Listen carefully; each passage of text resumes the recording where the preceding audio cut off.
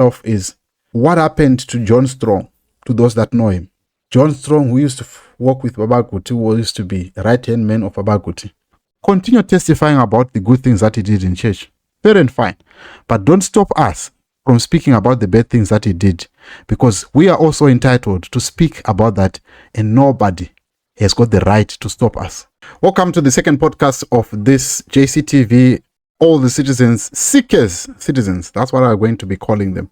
Thank you so much for being part of this channel, and thank you for 18,000 subscribers. Today, we are looking at a story that is developing.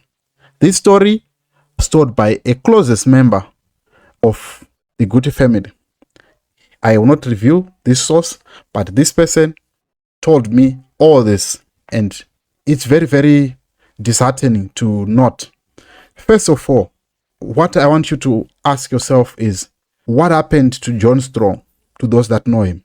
John Strong, who used to work with Baba Kuti, who used to be right-hand man of Baba Kuti, the guy from New Zealand, the one that is in your picture. What happened to him?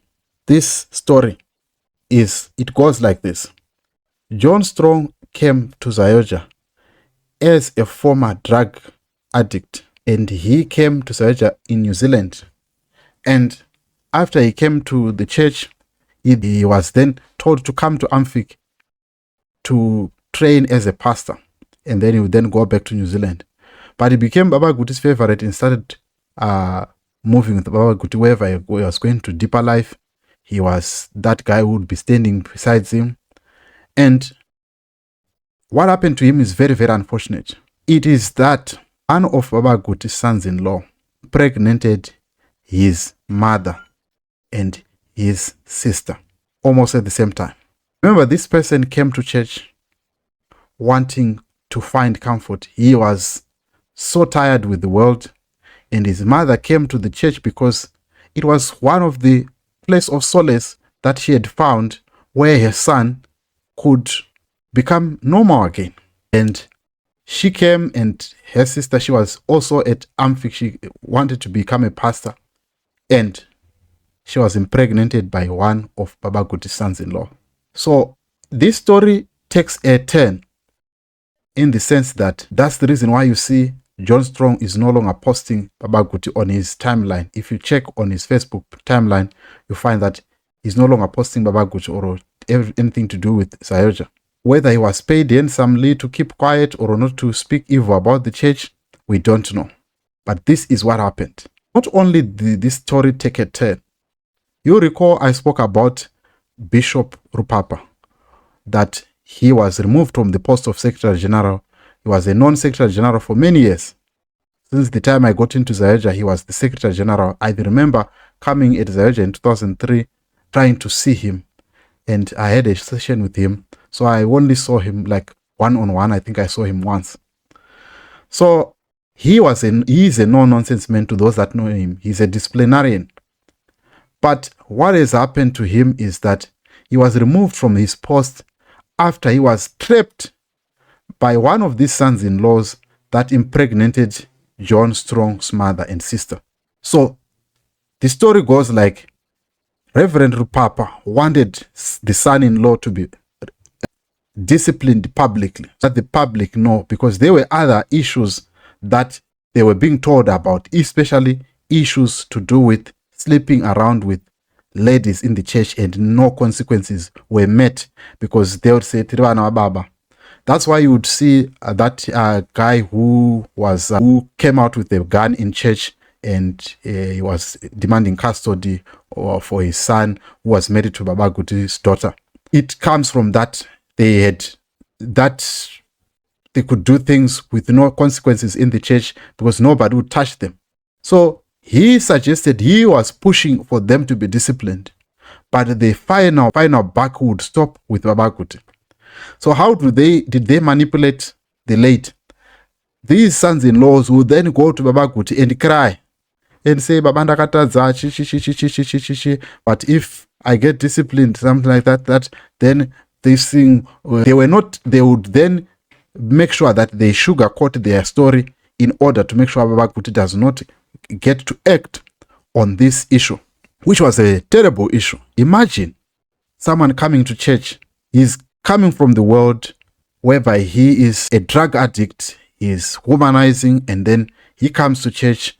It's a good place. He's now, a better person again. I know John Strong personally, like we had this connection personally. But after coming to church, the people of the church, they wreck your family like that. Imagine your mother and your sister being impregnated by one man. There is no consequences whatsoever. Like no public discipline is done. This person continues like life is normal. There should be consequences. Consequences like you are supposed to be disciplined publicly, because if you discipline someone in the congregation, what stops from this one being disciplined? There must be that wielding X that should be able to not be selective. The wielding X must not be selective. And then Rupapa, when he was pushing for this to happen, he hit a snag. And these children, these sons-in-law, then devised a plan. To those that have been in Zaoga for a long time, you are a leader, you know what I'm talking about. That Baba Rupapa was the last man before you get to Baba Kuti. Even whenever Baba Kuti would be preaching, he is the man who would call Baba Kuti to come and start to speak. After everything has been done, when Baba Kuti wants to speak, Baba Rupapa was the person who would come and stand and introduce Baba Kuti. He is also the man that Baba Kuti would assign with taking care of the church in his absence. Whenever he comes back from overseas, or whenever he comes back from outside the country, he would come and get a report from our Papa, even at the headquarters. That is a known thing, and it is a known thing. I don't need to go into details. So what happened was, one of the sons-in-laws was given to be in charge of ZAOGA, but overall, Var Papa was the one who would then oversee all that work, even though the work had been assigned to the son-in-law. So how it then happened, is that Papa was so naive to delegate this other son-in-law, not knowing that this son-in-law was also working in collusion with the son-in-law that impregnated John Strong's mother. So what this son-in-law did was, they found a way of making sure that our Papa would not inspect the work that he was assigned in ZAOGA. So what then they did was, when our Papa would just trust that these guys, whatever they are reporting to me is correct, then he did not go and see for himself what was going on in Bindura at ZAOGA. That was his downfall. How was his downfall? Because Baba Kuti came back and he gave him a report to say things are going well in Bindura. This is what is there. This is what is there. Trusting that the report that he was getting from the son-in-law was correct and there was no problem. But then the son-in-law then went and reported to Baba Kuti. Baba Kuti, this is what is happening in ZAOGA. The work is not going as you said it should be. Come and see for yourself. Baba Kuti drove to Bindura.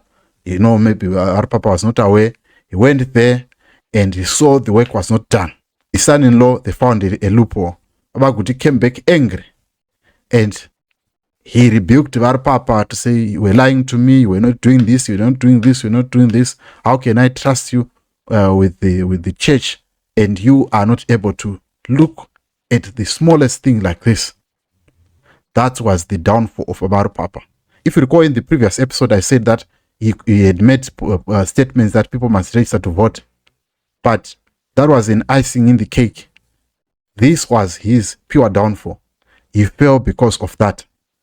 And these sons-in-law were now in charge. So they then put what I can say a stooge, Michel Nyambo. He's a stooge because he's just a placeholder. You see, he's surrounded by the son of the daughter of Baba Kuti. Muzukuru, as I said, Muzukuru akakurira kwana sekuru. Mwana we first born ya Baba Kuti anonzi Mai Matsikinyere. This is the first apostle. The second apostle is Steve. Akarora mwana we first born ya Mai Kuti. And Michel Nyambo. See the equation. Is two-thirds the majority. That's the reason why these people are put there. Now, the men that they could control, that would not flinch or could not rebuke them, is the one that is in charge.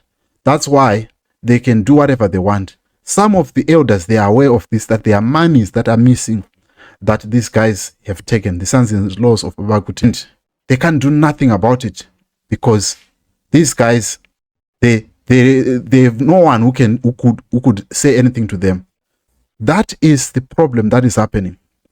In conclusion to this podcast, I want to say to you, some of you are thinking, oh, why are you going into all these details? I want to show you that as much as you love your church, and as much as I'm not going to be the one that closes ZAOGA, because I can't close that church. It's too big. And as big as it is, it doesn't mean that it is true. See, if you look at the church that he founded, he rebuked the church of the Pharisees that was there. But when he came, it was already there.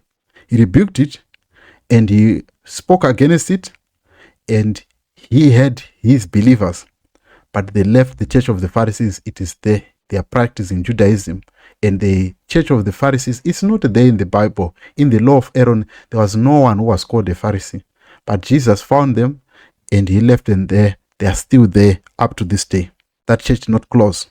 Do you think that I have that power to close churches ZAOGA?